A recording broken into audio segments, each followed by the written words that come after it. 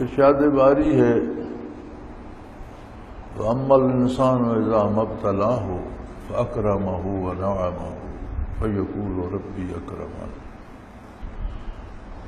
کچھ لوگ ایسے ہیں جن کو آزمائش میں ڈالنے کے لیے اللہ کریم بے پناہ دولت دے دیتے، اکرمہ ونعمہ، عزت دے دیتے، شہرت دے دیتے ہیں، عہدے دے دیتے ہیں، بادشاہتیں عطا کر دیتے ہیں، وزارتیں عطا کر دیتے ہیں۔ فیقول ربی اکرمن، تو جو صالح طبیعتیں ہوں وہ اس سے گمراہ نہیں ہوتے، بلکہ انہیں احساس ہوتا ہے کہ یہ سب نعمتیں اللہ نے عطا فرمائی ہیں اور مجھے اس کا اور زیادہ شکر ادا کرنا ہے۔ زیادہ رزق کا ملنا سخت آزمائش ہے۔ دولت کے ساتھ شہرت از خود آ جاتی ہے، ایک مقام و مرتبہ از خود بن جاتا ہے، پھر وسائل پاس ہوتے ہیں تو بدعمالیوں کے مواقع بڑھ جاتے ہیں، وہ زیادہ گناہ کر سکتا ہے، سوائے اس کے کہ اسے یہ احساس ہو کہ یہ میرا کمال نہیں ہے، یہ نعمتیں اللہ کی عطا ہے،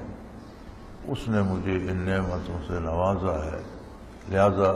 مجھے شکر کرنا چاہیے اور دوسروں کی نسبت زیادہ عبادات اور زیادہ احسانات اور نیک کام اور اچھائی کرنا چاہیے اور اتباع رسالت میں زیادہ سرگرم ہونا چاہیے۔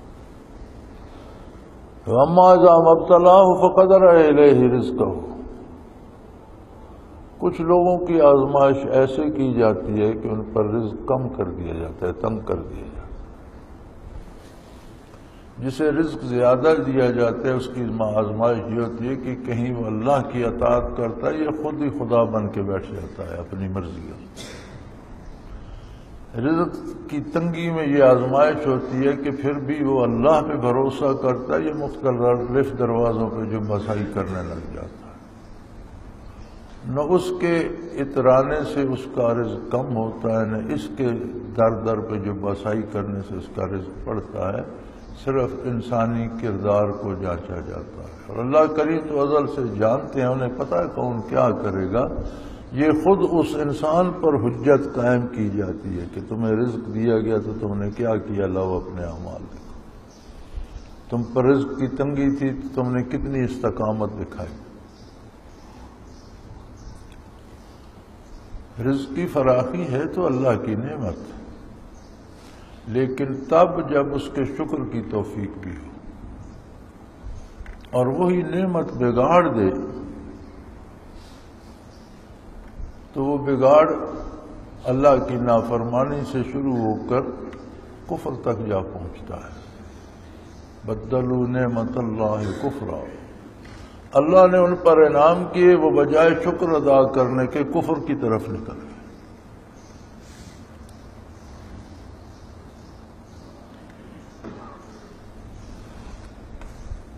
اور پھر یہ جو لوگ بڑے ہو جاتے ہیں دولت کے اعتبار سے، ان کے عقائد تباہ بھی ہو جائیں، ان کی عادتیں بگڑ جائیں، یہ خسیس و ذلیل بھی ہو جائیں، تو محض دولت کے لیے لوگ ان کے پیچھے پھرتے ہوتے، وہ دولت بانٹتے نہیں، پیچھے آنے والوں کو دیتے نہیں ہیں کچھ بھی، موہوم امید پہ لوگ ان کے پیروی کرتے رہتے ہیں اور پارٹی کے جھنڈے اٹھائے رکھتے ہیں اور نعرے لگاتے رہتے ہیں اور مرتے رہتے ہیں اور ذلیل ہوتے رہتے ہیں۔ اور ان کا یہ عالم ہوتا ہے کہ جب گمراہ ہوتے ہیں تو جو ان کے پیروکار ہوتے ہیں سب کو سانس لے جاتے ہیں، لوگ ان جیسا بننا، ان کے جھنڈے اٹھانا، ان کے نام سینے پہ لکھنا، پھر ان جیسی عادتیں، پھر ان جیسی باتیں، پھر ان جیسے لباس،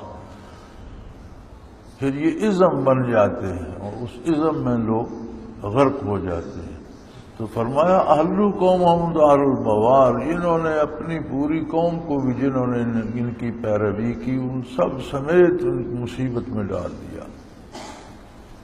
مشکل کے گھر میں لے پہنچے، ہلاکت کے گھر میں لے کر پہنچا دیا، خود تباہ ہوئے، پیروکاروں کو بھی تباہ کر دیا، ان کے عقائد برباد ہو گئے، ان کا کردار برباد ہو گیا، اور وہ بربادی کا گھر ہے جہنم۔ بجائے شکر کرنے کے اللہ کی نعمتوں پہ ناشکری کی، برائی کا راستہ اختیار کیا، بدعمالی کا راستہ اختیار کیا، ناچ گانوں میں اور شرابیں پینے میں لگ گئے اور عیاشیوں میں لگ گئے۔ غریب ایسے بد نصیب ہیں کہ یہ دولت مندوں کے پیچھے جاتے ہیں کہ شاید یہ اپنی دولت میں سے ہمیں بھی کچھ دیں گے۔ وہ جو گمراہ دولت مند ہوتے ہیں وہ اتنے حریص ہوتے ہیں کہ جو ٹکا ان کے پاس ہوتا ہے وہ بھی چھین لیتے ہیں۔ یہ بڑی عجیب بات ہے اور ہر کوئی دیکھتا ہے، سامنے کی بات ہے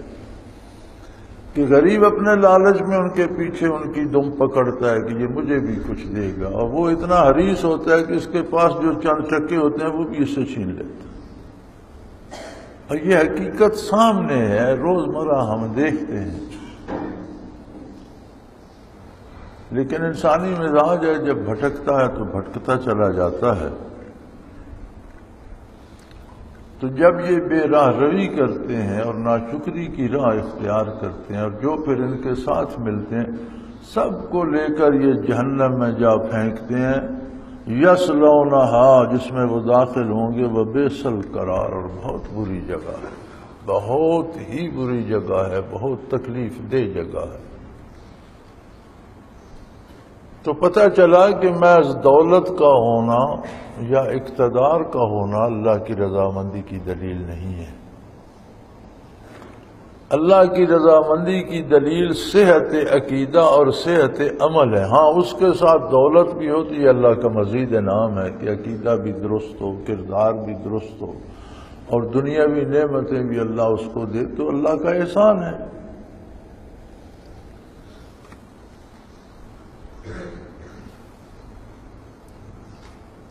لیکن یہ جب بھٹکتے ہیں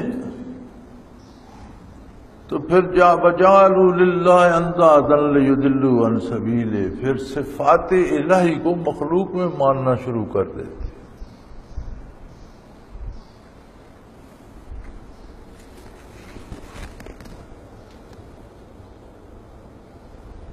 اللہ جل شانہ کی صفات جو اس کی خاصیت ہیں وہ دوسروں میں مان کر شرک کے مرتکب ہو جاتے ہیں اور اللہ کی راہ سے بھٹک جاتے ہیں، گمراہ ہو جاتے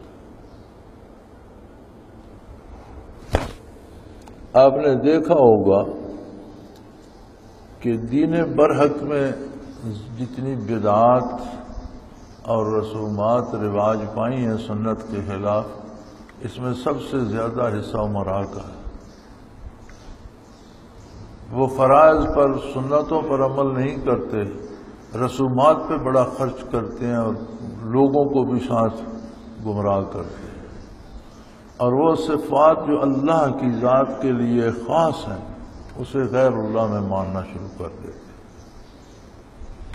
انہوں نے اللہ کے لیے شریک بنائے تاکہ وہ شریک، ان سے انہیں فائدہ کیا ہوا، کس لیے بنائے؟ فرمایا بنائے تو لالچ کے لیے تھے، لیکن انہوں نے انہیں اللہ کی راہ سے بھٹکا دیا۔ کل تمتعوا، انہیں فرما دیجئے کہ موج کر لو، اٹھا لو فائدہ، جتنی اللہ کریم نے مہلت دی ہے، جتنی اللہ نے فرصت دی ہے، اتنا فائدہ اٹھا لو۔ اس نے ہر شخص کے لیے ایک حد مقرر کی ہے، کب تک جیے گا، کب تک صحت اس کا ساتھ دے گی، اور اسے اجازت دی ہے وہ چاہے تو اچھا کرے، چاہے تو برا کرے۔ برائی کا اثر اسے دنیا کی زندگی میں بھی پہنچتا رہتا ہے اور موت کے بعد تو چھا جائے گا۔ کل تمتعوا، چندے فائدہ اٹھا لو، موج کر لو، فإن مصيركم إلى النار، بالآخر تمہارا سفر، تمہاری منزل، سفر جہاں ختم ہوگا، جہاں پہنچو گے، وہ دوزخ ہے۔ اقتدار ہو، شہرت ہو، دولت ہو، آرام ہو، اختیارات ہوں، یہ سب تب اللہ کی نعمتیں ہیں کہ جب عقیدہ بھی درست ہو اور کردار بھی صحیح ہو، تو پھر یہ مزید انعامات ہیں۔ لیکن اگر دولت کی وجہ سے، اقتدار کی وجہ سے بھٹک گیا، گمراہ ہو گیا، بدعمالیوں کا شکار ہو گیا، تو پھر ان مقتدر لوگوں کی پیروی بھی قومیں کرتی ہیں اور یہ قوموں کو لے کر جہنم میں جا گھسیں گے اور سب کو تباہ و برباد کر دیں گے۔